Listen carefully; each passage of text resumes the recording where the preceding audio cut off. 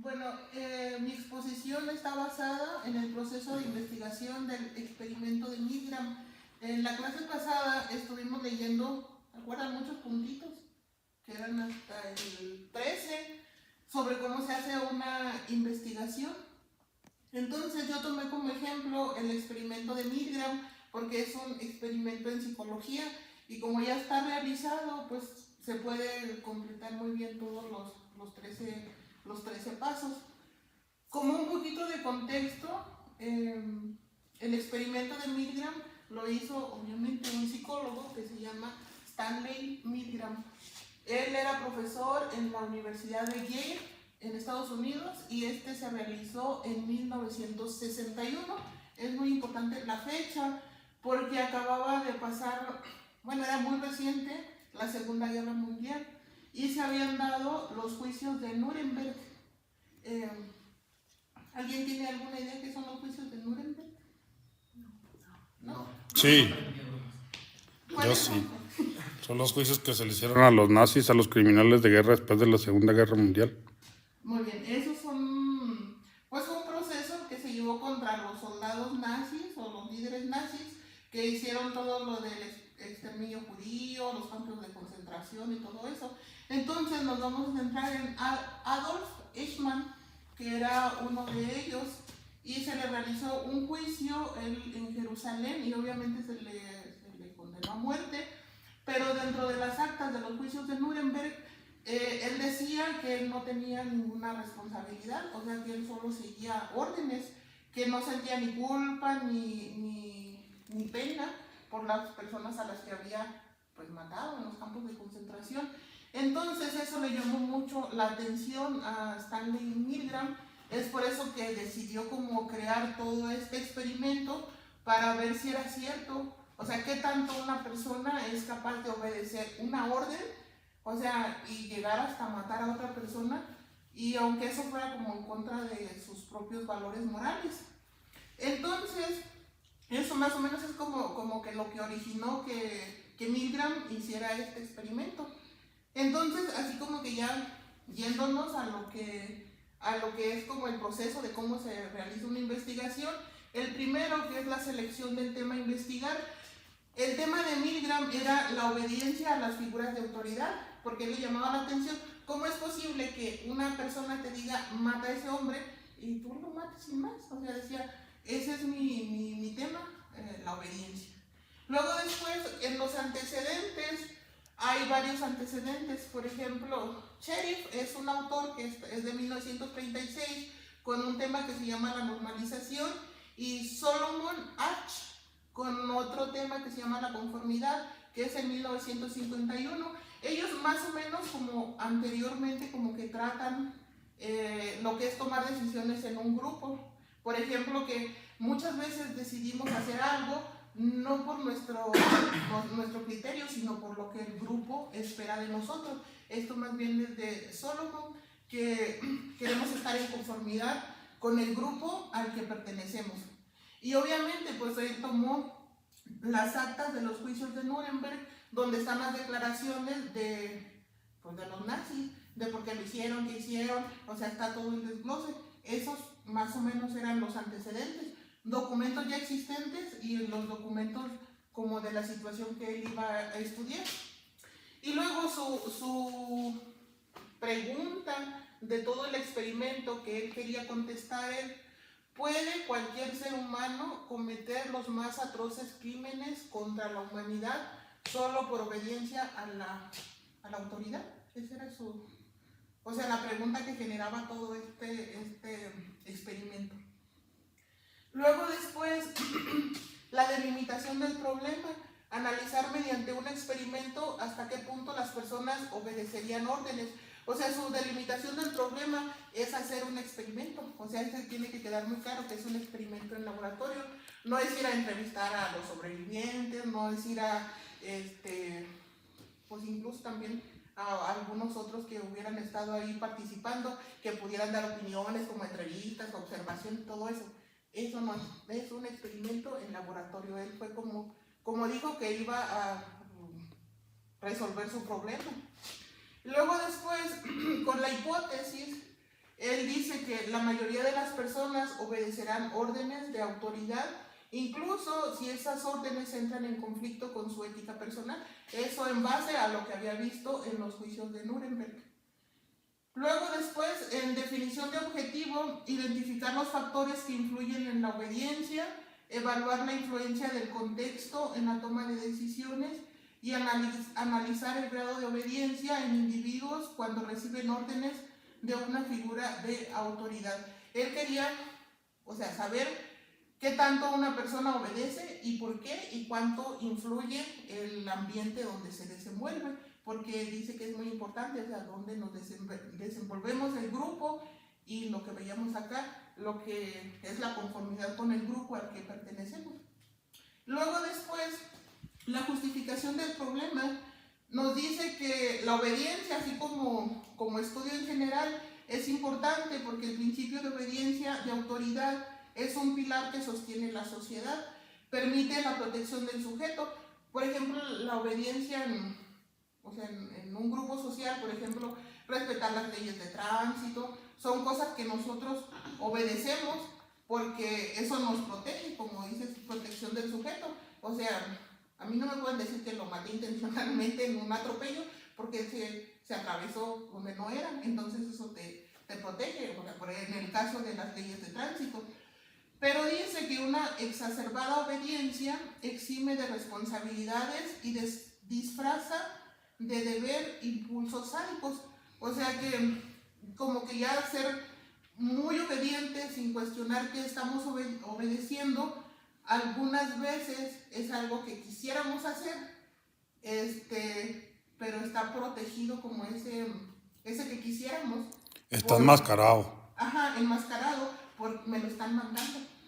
Mi jefe me mandó que golpeara a él, pero en realidad... Sí lo estás gozando. Ajá, había un impulso interior que decía que le gustaba golpear a la persona. Y luego dice justificación, porque es importante estudiar la obediencia, porque a partir de esos estudios de Milgram, que así como haciendo un paréntesis, es un experimento muy criticado por las formas y por las maneras, sin embargo los resultados se siguen utilizando en la educación, en el ejército y en la política, donde se tiene que obedecer a la autoridad.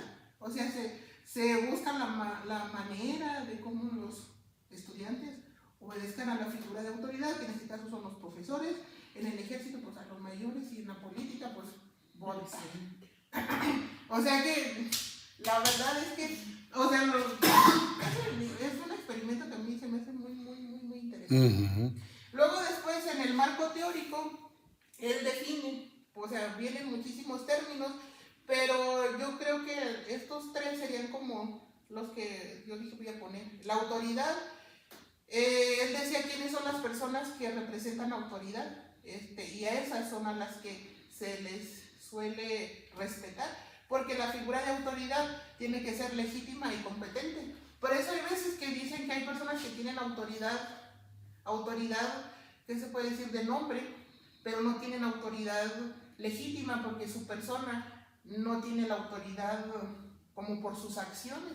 Entonces hay muchos políticos que tienen el título, el nombramiento, sin embargo no tienen autoridad, aunque tengan el título, y entonces las personas pues no nos obedecen. Y luego el estado agente, él decía que, por ejemplo, en el caso de Eichmann, había un momento que al obedecer se entraba en un estado agente, que la persona deja de sentirse culpable y responsable de sus actos. Era como investigar cuando las personas entraban en ese estado agente. Y luego hay otra tercera cuestión que es la disonancia cognitiva, que es cuando la persona sí entra en conflicto interno entre lo que son sus valores, lo que le gustaría hacer o lo que piensa, lo que cree y la orden que le está dando un superior.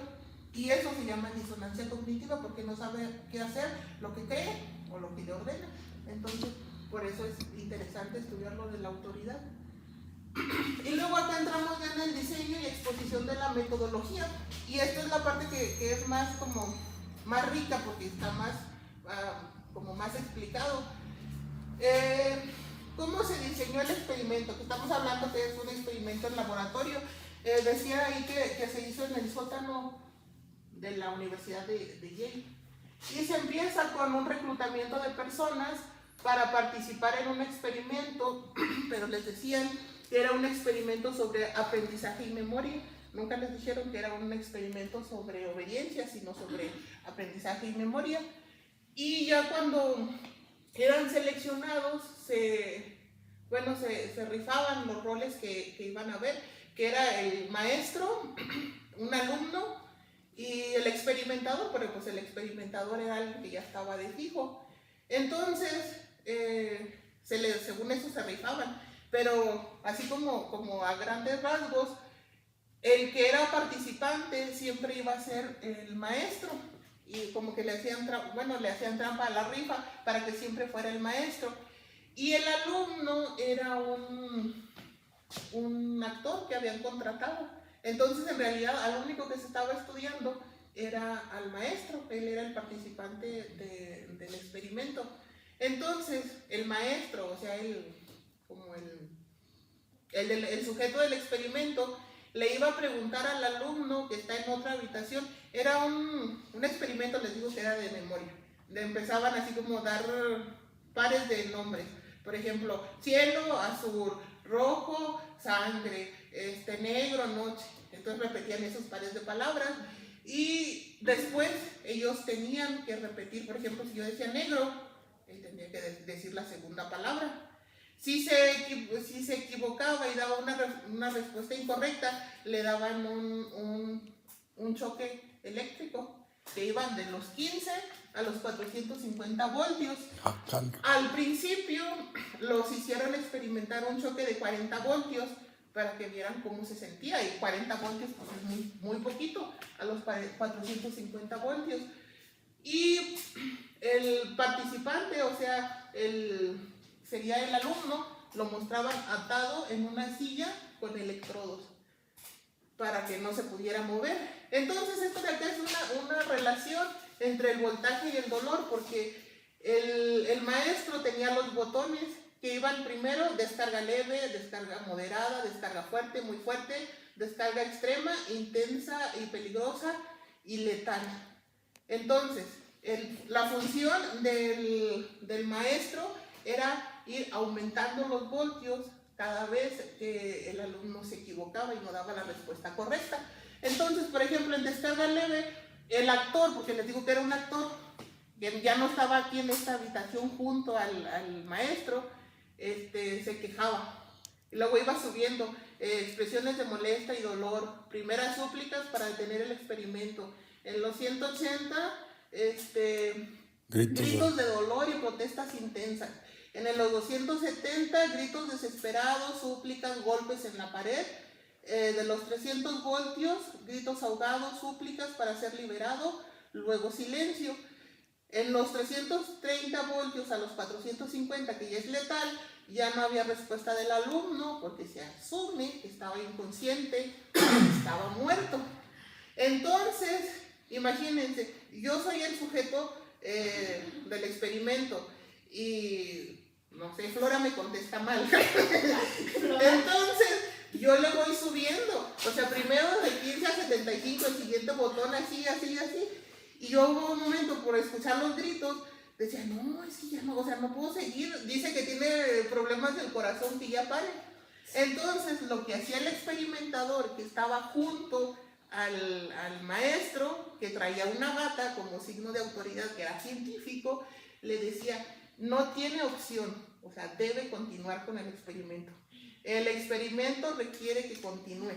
Entonces ahí estaba como el estudio de la obediencia, porque dice, ya había signos de angustia, nerviosismo, sudoración, temblores, risas nerviosas por parte del maestro. Estaba mucho su conflicto moral, de muchos trataron de negociar, pero él puso un anuncio en el periódico que necesitaba sujetos para un experimento en una universidad de Yale muy reconocida, para un experimento de aprendizaje y memoria, y les iba a pagar $4 por participar, que decía ahí que por lo del precio y todo eso, que ahorita vendrían siendo como $250 y necesitaba 40 participantes. Esa era su población, 40 participantes. Y luego iba a recolectar los datos con observación estructurada, registrar las respuestas, los comportamientos de los participantes durante todo el experimento. O sea, está registrado. Y sudaba, y temblaba, y dijo que no, y todo eso. Y eso lo registró por observación. Luego está grabado en audio y video. Yo vi unos fragmentitos del experimento. Y sí se ve donde le dice eso de debe continuar. Así que sí hay grabaciones en audio y en video. Luego notas y reportes de los experimentadores, los que le decían tiene que hacerlo, ellos también hicieron un reporte y también un cuestionario post experimento, encuestas y entrevistas a los participantes para evaluar su experiencia y emociones después del estudio, o sea, qué sintió, por qué lo hizo, pero ya después, o sea, conociendo todo eso. En el análisis de los resultados, aquí está lo interesante. La mayoría de las personas obedecen órdenes de figuras de autoridad, incluso cuando esto implica hacer daños a otro. Y la persona, o sea, por eso les decía que era, o sea, la persona que estaba junto de ellos solo tenía una bata blanca y era el signo de autoridad que le decía, hazlo, continúa, no puedes parar, tienes que seguir. Los 40 sujetos obedecieron hasta los 300 voltios, todos. Y 25 de los 40 sujetos siguieron aplicando descargas hasta el nivel máximo, o sea, que lo hubiesen matado. La mitad eran sádicos. 65% llegó hasta el final, aunque los sujetos se quejaban de tener problemas cardíacos. Creo que por aquí empezaban a decir, es que detente porque tengo problemas del corazón y me voy a morir, y seguían. Y el experimento concluía tras 3 descargas de 400 voltios. O sea, era lo total. Imagínate que ya no te conteste nada, así como que le digas tu palabra y no te diga nada, y le das una de 450 y no te contesta otra y otra. Después de 3 decían, pues ya. O sea, ya no hay remuerto. No creo que esté desmayado. Después de 3 descargas. Y solo el 35% se negaron a continuar antes de llegar al voltaje máximo. O sea, que el voltaje es aquí, por aquí nos quedamos. Que siempre es mucho, o sea, ya es mortal, intensa y peligrosa. Luego, aquí hay variaciones en esos 40 sujetos. Por ejemplo, si había mayor distancia con la víctima, es decir, que no la estaban viendo, a mayor distancia con la víctima, o sea, no la ves, obedeces más, porque como que no te involucras tanto con el dolor. Entonces, era muy bueno que no los estuvieran viendo cómo se retorcían y eso, y había mayor obediencia. Entre la ausencia del experimentador, ese que estaba ahí diciéndoles con bata, cuando había ausencia de él, había una menor obediencia. Y la autoridad percibida del experimentador, que debía ser bata blanca, tono firme y eso, o sea, como esos signos que uno, bueno, yo me ponía a pensar, o sea, solo porque me digan, hazlo con un tono firme, lo voy a hacer, pues dice que sí, con el tono firme y con los signos de autoridad, se hacen y hay mayor obediencia. Las conclusiones, que es el último paso de la investigación, dicen, cuando el sujeto obedece a una autoridad, su conciencia deja de funcionar y se produce una abolición de la responsabilidad, porque le dicen, ¿y por qué lo hiciste? Porque me dijeron, era la respuesta.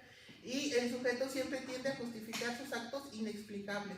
Con alguien me dijo que lo hiciera y yo lo hice por eso, porque es una autoridad. Y decía que todas estas personas habían respondido al anuncio del periódico, o sea, no eran como, no sé, maleantes de la cárcel, eran sujetos ordinarios. Dice que personas ordinarias ante la orden de una figura de autoridad son capaces de actuar con crueldad. Y el contexto y la presión social pueden superar la moral individual, o sea, la presión que te haga el grupo, tú puedes hacer cosas crueles y dañar a las demás personas. Recomendaciones que se vienen de todo este estudio: el uso y aplicación de estos resultados aporta valiosa información para entender genocidios, cómo, o sea, se han matado pueblos enteros porque alguien, o sea, obedeciendo. Los soldados todos que matan, solo obedeciendo. Los ataques terroristas, los abusos de poder y los suicidios colectivos, con eso de, por ejemplo, de las sectas. Bueno, en Estados Unidos se han muerto mucha gente, se han suicidado porque el líder les dice que lo hagan y lo obedecen. Así como ya así en sentido general, es un experimento que trata sobre la obediencia, que se les engañó a los que participaron en el experimento, pero eso hizo que conociéramos o que se supiera a partir de este experimento cómo es que sí somos capaces de causarle daño a otros.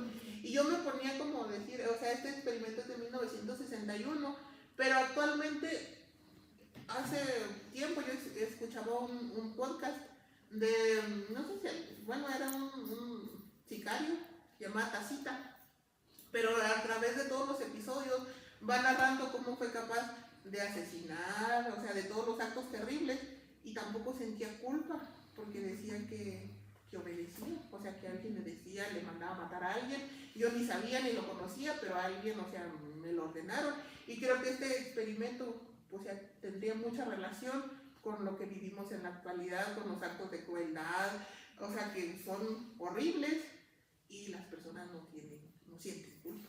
Y en eso los sicarios hay una variable muy grande, porque si no matan, no hacen caso, se los friegan a ellos. Ajá. O sea, es doble. Doble movida de cuenta, ¿sabes cómo? Por obedecer y por no. ¿Alguna pregunta? Ninguna. A mí ya me respondió la que tenía. Allá atrás, le duele la cabeza. ¿Está enferma? No, pero le duele la cabeza, ¿va? A mí sí me gustó mucho su presentación, sobre todo el experimento. Sí. Ese me agrada mucho. Y sobre todo porque otros científicos han hecho algo igual, como por ejemplo el Albert Bandura, que hizo el experimento de la Universidad de Stanford, donde puso también así a no sé cuántos participantes, eran menos, y unos los hicieron que fueran los celadores de la cárcel y a otros los prisioneros. Hay hasta hay una película, ¿no la han visto? No. Es también, pues haz de cuenta que es lo mismo, ¿no? Como que la misma patrón, ¿no? El patrón de conducta. Ok.